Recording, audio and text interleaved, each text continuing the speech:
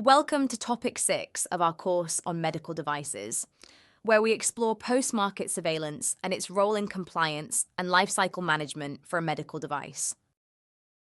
By the end of this session, you will have a comprehensive understanding on why and how post-market surveillance is performed, what the regulations require of manufacturers around surveillance, as well as some important aspects to consider when making a vigilance plan.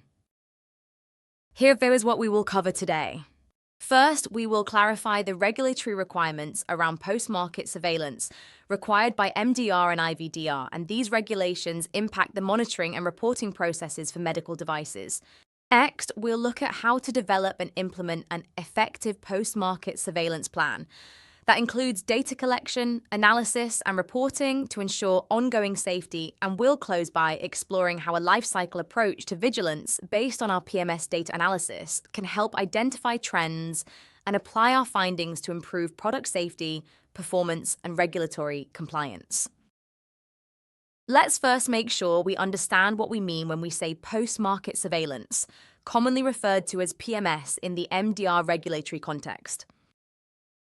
Post-market surveillance is a systematic process that manufacturers must implement to monitor the safety and performance of medical devices once they are available on the market. The requirement for conducting and reporting PMS data in a more formal and structured way is one of the big changes in MDR, but it's a good one for both manufacturers and users, as it puts the focus on ensuring devices continue to be safe and perform according to specifications long after the development and launch process stops. Additionally, there is sometimes confusion between PMS and vigilance requirements. Vigilance focuses on addressing individual incidents quickly, reporting and taking corrective actions to respond to a particular event or situation, whereas PMS is broader and aims to identify trends from multiple sources and take proactive actions to improve overall device safety. Overall, PMS is crucial for ensuring that medical devices continue to meet safety and performance standards after they have been placed on the market. It helps manufacturers identify potential issues early and take appropriate actions to mitigate risks. Integrating your PMS strategy with your QMS and other quality procedures makes it easier to be compliant for continuous improvement in product safety and performance. MDR requires manufacturers to establish a PMS system as outlined in Article 83 of the MDR. This system involves collecting and analyzing data on the performance and safety of devices throughout their life cycle. Article 84 mandates that manufacturers develop a PMS plan detailing the methods and procedures for gathering, recording, and analyzing data. This plan ensures continuous monitoring and timely identification of any necessary corrective actions. Additionally, depending on the risk class of the device, manufacturers must prepare either a PMS report, Article 85, for lower-risk devices or a periodic safety update report, PSUR, Article 86, for higher-risk devices. These reports summarize the findings from the PMS activities and are used to update the device's risk management and clinical evaluation. It is important that the PMS strategy includes both proactive measures such as post-market clinical follow-up, PMCF, and reactive measures, like vigilance activities to address any incidents or adverse events reported by users. Manufacturers are required to establish, document, and maintain a post-market surveillance system as part of their quality management system. The benefits of such a system cannot be understated. Compliance with MDR and IVDR is mandatory for market access in the European Union. A robust PMS system ensures that manufacturers meet these regulatory requirements, avoiding legal and financial penalties. A well-documented PMS system demonstrates compliance and can facilitate smoother audits and inspections. Continuous monitoring of devices helps identify potential safety issues early, reducing the risk of harm to patients. This proactive approach is crucial for maintaining high standards of patient care. The data collected can lead to timeline identification and mitigation of risks, ensuring devices remain safe. By systematically collecting and analyzing data, manufacturers can ensure that their devices perform as intended. This helps in maintaining the device's reliability and effectiveness over time. The performance data collected through PMS activities provide valuable insights for product improvements, helping manufacturers make informed decisions about design changes, updates, and new product development. A strong PMS system can enhance a manufacturer's reputation for quality and reliability, making their products more attractive to healthcare providers and patients. Consistently high-performing and safe devices build trust with healthcare providers and patients, leading to increased customer satisfaction and loyalty. While both the MDR and IVDR emphasize the need for a proactive and systematic PMS system integrated with the QMS, the IVDR places a greater emphasis on performance evaluation for higher-risk devices. Prior to MDR, manufacturers often gathered information about their devices in an unstructured manner, failing to specify which data is relevant to collect and how to analyze it.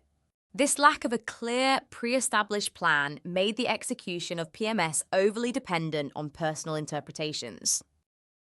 Therefore, to comply with MDR, manufacturers now must develop a post-market surveillance plan, or PMSP, with strict guidelines on what it shall include.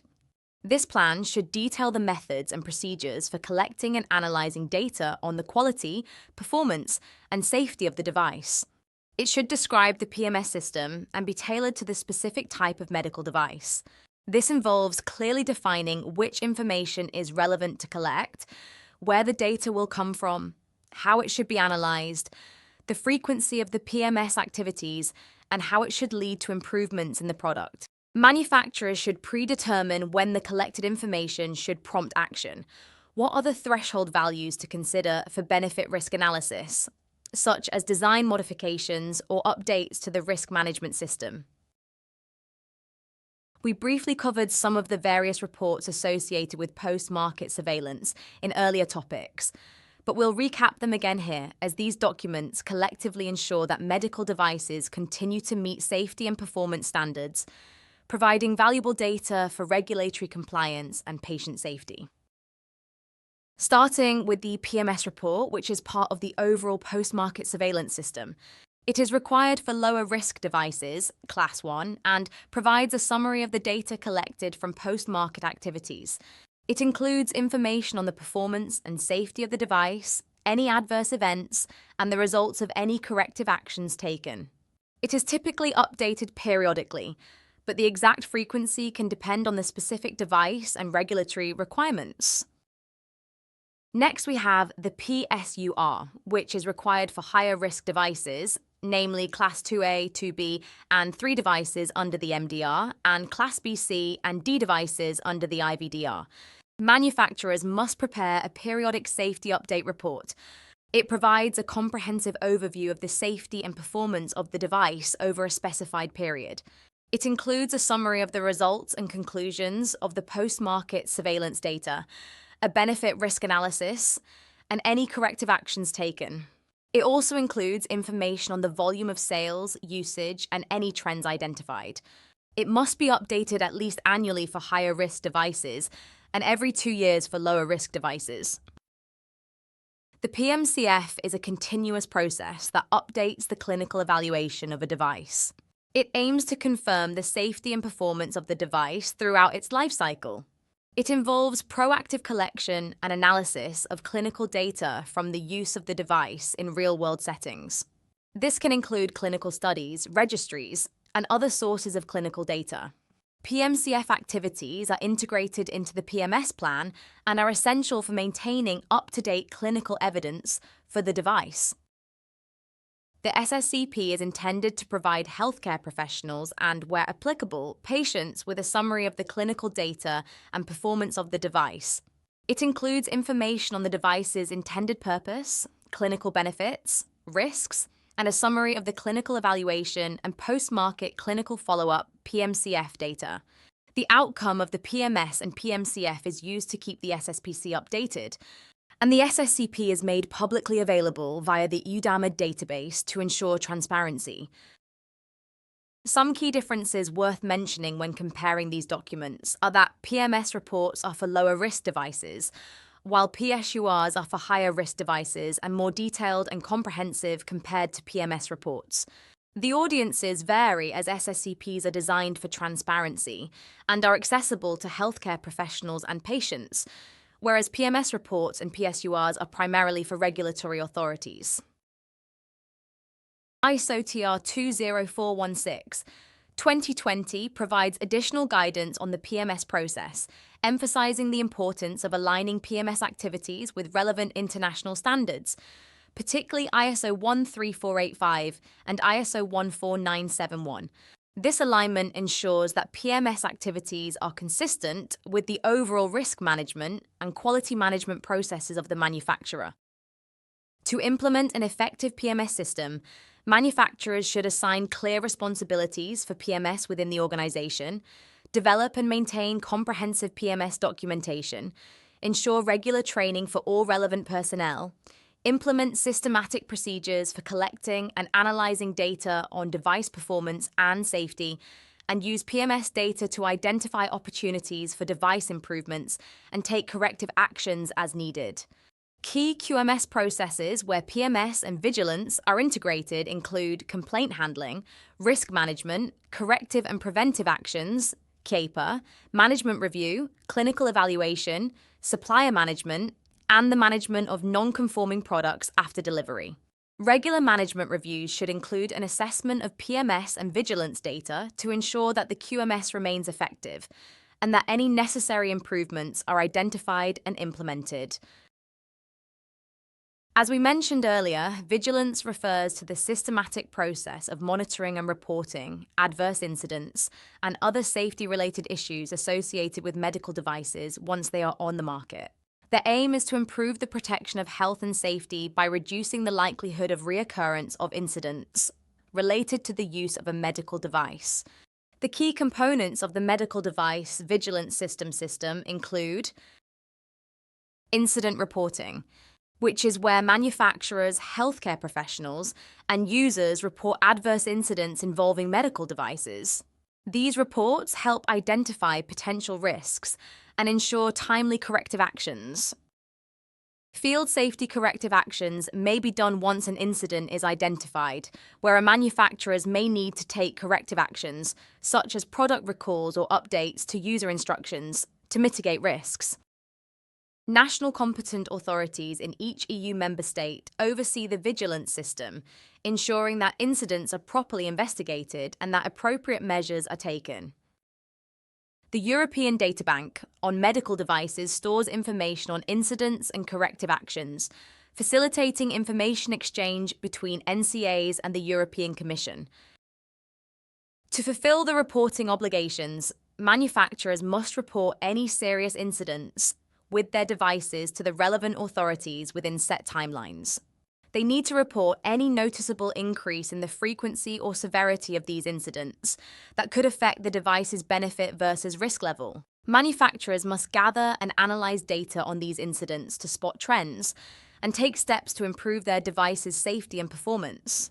This involves monitoring adverse events and making necessary corrections. The Medical Device Coordination Group, MDCG Document 2023, provides further clarification on vigilance terms and concepts as outlined in the EU MDR and IVDR. According to the document, an incident is any malfunction or decline in a device's performance or characteristics. This includes errors due to ergonomic design, insufficient information from the manufacturer, or any unwanted side effects. A serious incident is one that directly or indirectly causes, could have caused, or might cause death, serious health deterioration, or a significant public health threat. For in vitro diagnostic medical devices, it is the same, but also includes any harm resulting from medical decisions and actions based on the device's information or results. A serious incident is one that directly or indirectly causes, could have caused, or might cause death, serious health deterioration, or a significant public health threat. These are carefully outlined in the regulations, including the actions needed by manufacturers should one occur. Manufacturers must report serious incidents immediately after establishing a causal relationship between the device and the incident, and no later than 15 days for general incidents, 10 days for incidents involving death or unanticipated serious deterioration, and 2 days for serious public health threats. The timelines for reporting are critical to ensure prompt action and mitigation of risks. Field safety corrective action refers to actions taken by manufacturers to reduce the risk of serious incidents associated with their devices.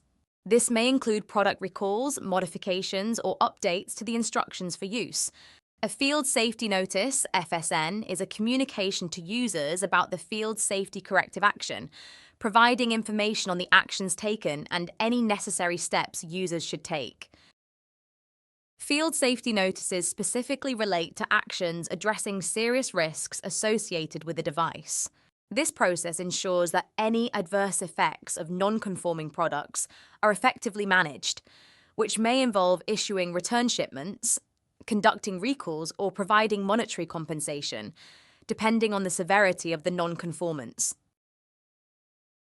Advisory notices, on the other hand, are communications issued to inform users about potential issues that do not necessarily require immediate action, but are important for the safe use of the device. They inform users, customers, or distributors about actions to be taken concerning a medical device that has already been distributed.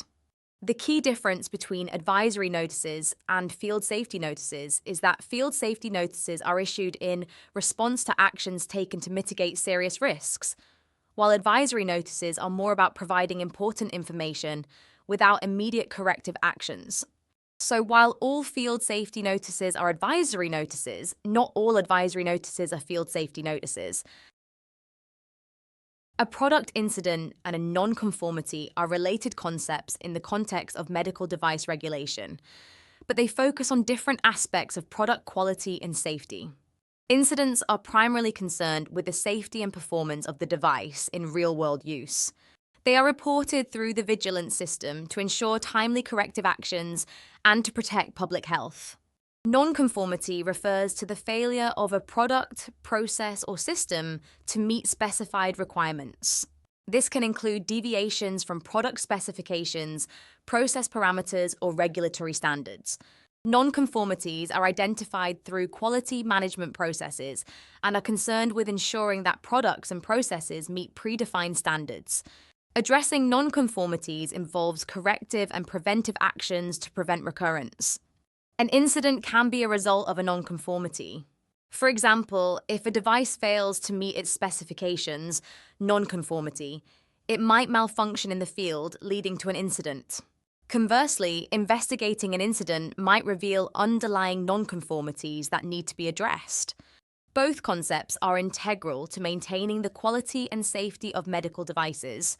Non-conformities are managed through the Quality Management System, QMS, while incidents are managed through the Vigilance System.